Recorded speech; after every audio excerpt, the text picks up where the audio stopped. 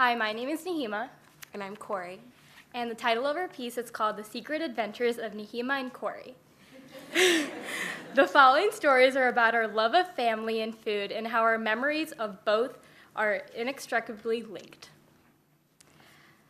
My parents never kept candy in the house, so Halloween for my sister and me was a near religious experience.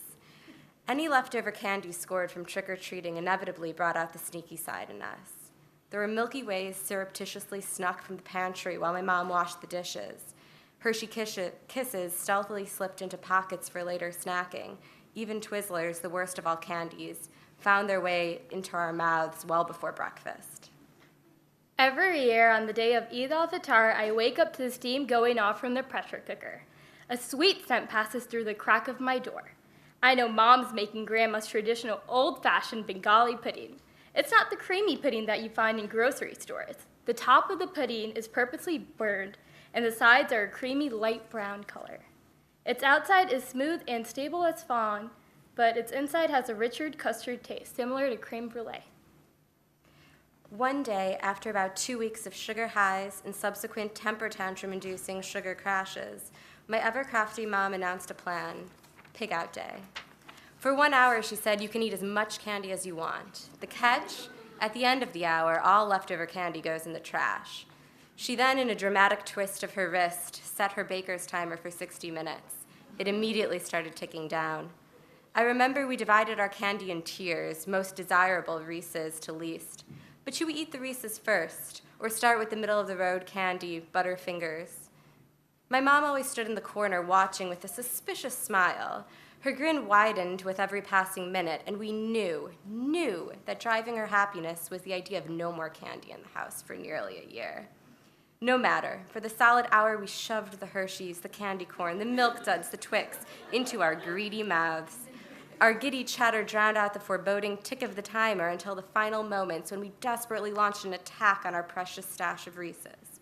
With a startling bing, it ended, and our tummies growled, and our mom dramatically swept the remaining candy into the trash can. When I was little, as Eid al-Fitr approached, I rushed dinner to get to the dessert more quickly. When it was time for the pudding, my mom gave us small proportions, believing eating too much would be detrimental to our health. My brother and I couldn't resist the temptation of leaving any pudding uneaten. The taste of vanilla, along with the taste of the unknown, released a sensational rush inside. Our younger selves felt their stomachs telling us, "We want more." When my parents fell asleep, we snuck out of our room and tiptoed down the hall, taking teeny steps towards the kitchen to fill our stomachs with more pudding. We grabbed 2 spoons and didn't even bother grabbing plates. We sat across from each other at the kitchen counter table. Both of our eyes widened unconsciously. That served as our signal that it was time to eat. We hurriedly dug in, trying our best not to let a sound bounce off from the plate and wake our mom. It can be easy to remember my mom as simply a drill sergeant. She never let us drink soda, monitored how many minutes we practiced piano, limited our TV watching time to 2 shows a week, and set a strictly enforced curfew hours earlier than my friends. Yet as I grow older, I recognize drill sergeant she was not. Being a mom means taking on the role of being an enemy. Her growing grin in the corner, I realize now, had less to do with her pleasure in purging our house of candy and more to do with just the joy of watching her giggling daughters. It became an annual tradition. Every year, we always tried to leave a small piece behind. We thought Mom wouldn't notice if we did that. We ended up only leaving behind the sugary water and crumb-sized pieces fallen off from the pudding. Mom pretended not to know. She always questioned us all day, but my brother and I worked with each other, always giggling and trying our best not to make it obvious that we were hiding something.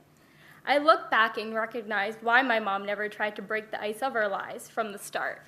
She saw that it was one of the few times that my brother and I got along. Ultimately, I think she wanted us to have a silly story that we could both laugh and talk about in the future.